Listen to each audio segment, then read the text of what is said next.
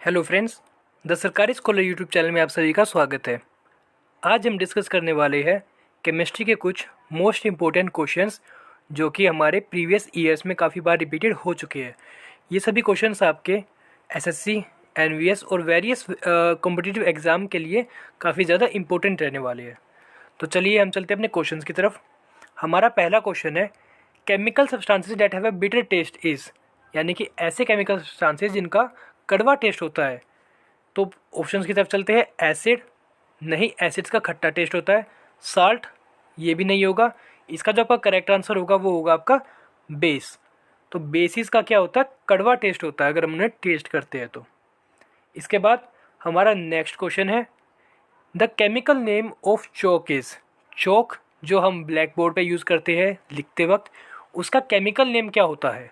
Calcium phosphide, calcium carbonate, calcium nitrate या फिर calcium sulphate. तो इसमें से आपका जो करेक्ट आंसर होगा वो होगा कैल्शियम कार्बोनेट, यानी कि CaCO3। ठीक, ये आपका करेक्ट आंसर हो जाएगा। इसके बाद हमारा नेक्स्ट क्वेश्चन है, tungsten has A high density, B low density, C high melting point या डी लो मेल्टिंग पॉइंट। तो जो टंगस्टन हमारा एलिमेंट होता है पीरियोडिक टेबल में, तो इसमें से उसकी कौन सी प्रॉपर्टी करेक्ट है? तो टंगस्टन का हाई मेल्टिंग पॉइंट होता है। ठीक, तो इसमें के जो करेक्ट आंसर हो जाएगा वो हो जाएगा आपका सी। इसके बाद हमारा नेक्स्ट क्वेश्चन है, fourth, the chemical name of caustic potash is. Caustic potash का केमिकल नेम क्या होता है? तो जो कास्टिक पोटैश होता है उसका केमिकल नेम होता है पोटेशियम हाइड्रोक्साइड। तो ये आपका करेक्ट आंसर हो जाएगा। इसके बाद हमारा नेक्स्ट क्वेश्चन है, the chemical that is most commonly used in mouth wash. ऐसा केमिकल जो कि सबसे ज़्यादा माउथ वॉश में इस्तेमाल किया जाता है। तो माउथ वॉश के लिए आपका हाइड्रोजन पेरोक्साइड का सबसे ज़्यादा इस्तेमाल किया जाता है। तो इसका करेक्ट आंसर हो जाएगा आपका हाइड्रोजन पेरोक्साइड। इसके बाद हमारा सिक्स्थ क्वेश्चन है, biochemical oxygen demand of safe drinking water must be. तो जो बायोकेमिकल ऑक्सीजन डिमांड होती है, यानी कि सेफ ड्रिंकिंग वाटर में कितना बायोकेमिकल ऑक्सीजन होना चाहिए? तो इसका आपका करेक्ट आंसर हो जाएगा डी 0 ppm। ठीक, तो बायोकेमिकल ऑक्सीजन की सेफ जो ड्रिंकिंग मात्रा वो 0 होती है, यानी कि होनी ही नहीं चाहिए। इसके बाद हमारा नेक्स्ट क्वेश्चन है seventh, soap is composed of. तो जो सोप होता है, ठीक है, जो हमारी साबुन होती है, उसमें इनमें से क्या क्या होता है? Option A sodium and potassium salt mixed with chemicals, option B sodium salt with fatty acids, option C potassium salt with fatty acids या बोथ बी एंड सी। तो आपका जो इसका करेक्ट आंसर हो जाएगा वो हो जाएगा बोथ बी एंड सी। ठीक, तो sodium salt with fatty acids भी होते हैं सोप में और potassium salt with fatty acids भी होते हैं। इसके बाद हमारा नेक्स्ट क्वेश्चन है, the chemical name of common salt is. काफ़ी इजी क्वेश्चन है। तो जो केमिकल सॉल्ट का जो कॉमन सॉल्ट होता है उसका केमिकल नेम क्या होगा? तो आपको सबको पता है। तो इसका जो केमिकल नेम होता है वो होता है सोडियम क्लोराइड, यानी कि NaCl। इसके बाद हम बात करते हैं नाइन्थ क्वेश्चन की, which of the following chemical is mostly use to remove the permanent hardness of water. इनमें से कौन सा ऐसा केमिकल है जो कि वाटर की परमानेंट हार्डनेस को निकालने में मदद करता है? तो ऐसा जो आपका केमिकल है वो होगा पोटेशियम क्लोराइड। तो जो पोटेशियम क्लोराइड होता है वो यूज़ किया जाता है वाटर की परमानेंट हार्डनेस को रिमूव करने के लिए। इसके बाद हमारा नेक्स्ट क्वेश्चन है, which of the following chemical is use to decrease the basicity of salt. तो सोयल की बेसिसिटी को रिमूव करने के लिए कौन सा केमिकल यूज़ किया जाता है? तो सोयल की जो बेसिसिटी होती है उसको कौन कम करता है? जिप्सम।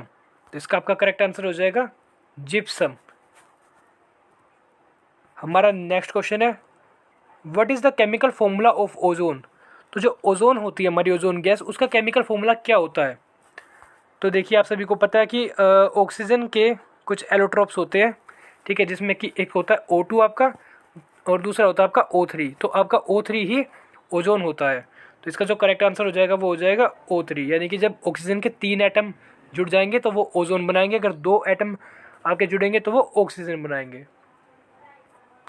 इसके बाद हमारा नेक्स्ट क्वेश्चन है, which one of the following is used in making pencils. Pencil को बनाने के लिए किस इनमें से किसका यूज़ किया जाता है। Option A black ash, option B bone black, graphite या नन ऑफ दिस। तो आप सभी को पता है पेंसिल में क्या यूज़ होता है आपका, ग्रेफाइट। ठीक, तो ग्रेफाइट एक क्या है, कार्बन का एलोट्रोप है। इसके बाद हमारा जो नेक्स्ट क्वेश्चन है वो है, which one of the following chemicals is used as preservative. निम्नलिखित में से कौन सा केमिकल प्रिजर्वेटिव के रूप में यूज़ किया जाता है। तो प्रिजर्वेटिव के रूप में आपका इनमें से सोडियम बेंजोएट को यूज़ किया जाता है। जो हमारा खाने का सामान होता है उसको कौन प्रिजर्व करता है, सोडियम बेंजोएट हम वहाँ पे इस्तेमाल करते हैं। ठीक, इसके बाद हमारा नेक्स्ट क्वेश्चन है, lime water turns milky due to which gases. Most repeated question और काफ़ी बार हमारे स्कूल में भी पूछा जा चुका है ये। तो लाइम वाटर को कौन मिल्की टर्न करता है, कार्बन डाइऑक्साइड। ठीक, तो आपका करेक्ट आंसर हो जाएगा डी।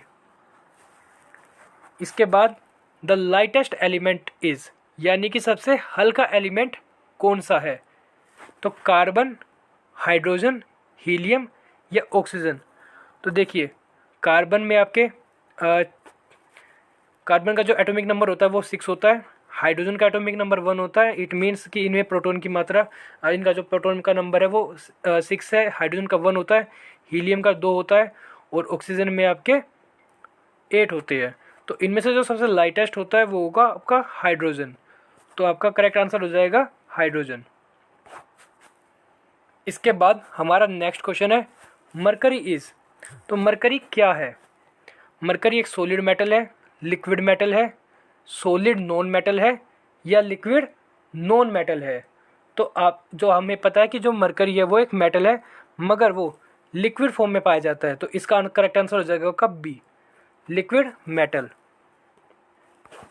इसके बाद हमारा नेक्स्ट क्वेश्चन है, the chemical name of laughing gas is. Laughing gas का केमिकल नेम क्या होता है। तो लाफिंग गैस जो होती है आपकी वो होती है नाइट्रस ऑक्साइड। ठीक, मीथेन नहीं होती, नाइट्रिक ऑक्साइड नहीं होता, कार्बन डाइऑक्साइड नहीं होती, नाइट्रिक ऑक्साइड आपका करेक्ट आंसर हो जाएगा। इसके बाद 18 क्वेश्चन है, atomic bomb is based on which principle. तो एटॉमिक बॉम्ब का जो प्रिंसिपल है वो इनमें से कौन सा है, यानी कि आणविक जो बम होते हैं हमारे, ठीक, तो वे किस प्रिंसिपल पे काम करते हैं। क्या वे न्यूक्लियर फिशन पे, न्यूक्लियर फ्यूज़न पे या न्यूक्लियर रेडियो एक्टिविटी पे काम करते हैं। तो देखिए जो एटॉमिक बॉम्ब होता है आपका वो न्यूक्लियर फिशन पे काम करता है। ठीक, और जो हाइड्रोजन बॉम्ब होते हैं आपके वो न्यूक्लियर फ्यूज़न पे काम करते हैं। ठीक, न्यूक्लियर फिशन में एक एटम को आप कई बार कई हिस्सों में तोड़ते हैं और न्यूक्लियर फ्यूज़न में आपके हाइड्रोजन के 2 एटम मिलके हीलियम का निर्माण करते हैं। तो एटॉमिक बॉम्ब किस पे आपका किस प्रिंसिपल पे काम करेगा, न्यूक्लियर फिजन पे। इसके बाद हमारा 19 क्वेश्चन है, which among the following fuels has the highest calorific value. निम्नलिखित फ्यूल्स में से सबसे ज़्यादा कैलोरीफिक वैल्यू किसकी होती है, हाइड्रोजन की, केरोसिन की, पेट्रोल की या डीजल की। तो इन सभी में से सबसे ज़्यादा जो कैलोरीफिक वैल्यू होती है वो होती है हाइड्रोजन की। ये लगभग आपकी 1,50,000 किलो जूल पर मोल होती है। ठीक, इसे आप याद रखिएगा, ये भी पूछ सकते हैं। इसके बाद हमारा जो नेक्स्ट क्वेश्चन है वो है, in modern periodic table actinoids are present in which group. Modern periodic table में जो एक्टिनोड्स होते हैं हमारे वे किस पीरियड में प्रेजेंट होते हैं। तो जो एक्टिनोड्स होते हैं वो हमारे वे 7th पीरियड में आपके प्रेजेंट होते हैं। आपको पता होगा पीरियोडिक टेबल में कॉलम्स होते हैं, इस तरह के वर्टिकल कॉलम्स होते हैं और हमारी हॉरिजॉन्टल पीरियड्स होते हैं। तो ये 7th पीरियड में आएंगे आपके एक्टिनोइड्स। इसके बाद हमारा नेक्स्ट क्वेश्चन है, white phosphorus is stored in.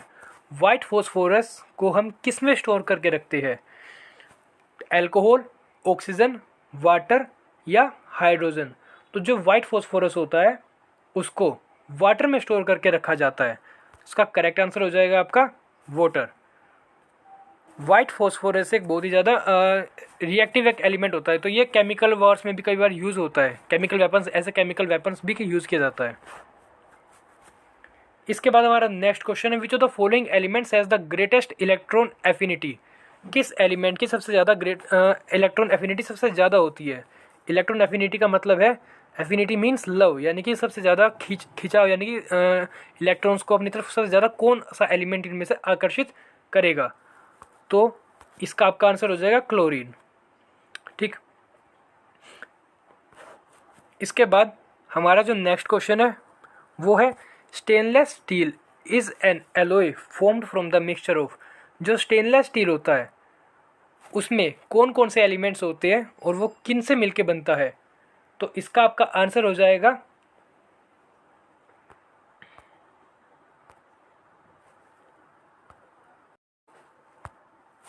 हमारा नेक्स्ट क्वेश्चन है, stainless steel is an alloy formed from the mixture of? Stainless steel किन एलिमेंट से मिलके बनता है? क्या वो option number A iron, aluminium, chromium, निकल से मिलकर बनता है? नहीं। आयरन, कार्बन, कॉपर, निकल से मिलकर बनेगा? नहीं। इसका जो करेक्ट आंसर होगा वो होगा आपका option number C, iron, carbon, chromium और निकल। तो ये आपका करेक्ट आंसर होगा। इसके बाद हमारा नेक्स्ट क्वेश्चन है, which metal acts as the catalyst in the conversion reaction of vegetable ghee from vegetable oils? जो हम वेजिटेबल ऑयल से हमारा वनस्पति घी बनाते हैं, तो उस रिएक्शन में कैटलिस्ट की तरह कौन सा इनमें से एलिमेंट काम करता है, कौन सा मेटल एज कैटलिस्ट काम करेगा? तो आपका जो निकल होता है वो कैटलिस्ट की तरह काम करेगा इस कन्वर्जन रिएक्शन में। इसके बाद हमारा जो नेक्स्ट क्वेश्चन है वो है, modern periodic table was prepared by? जो हमारी मॉडर्न पीरियोडिक टेबल है, यानी कि जो लेटेस्ट पीरियोडिक टेबल है, वो किसके द्वारा बनाई गई थी? जॉन न्यूलैंड्स, जोहान डोबर्नियर, हेनरी मोजले या दमित्री मेंडली? तो हम सबको पता है जो हमारी मॉडर्न पीरियोडिक टेबल है वो हेनरी मोजले के द्वारा बनाई गई थी। इसका करेक्ट आंसर हो जाएगा आपका सी, हेनरी मोजले।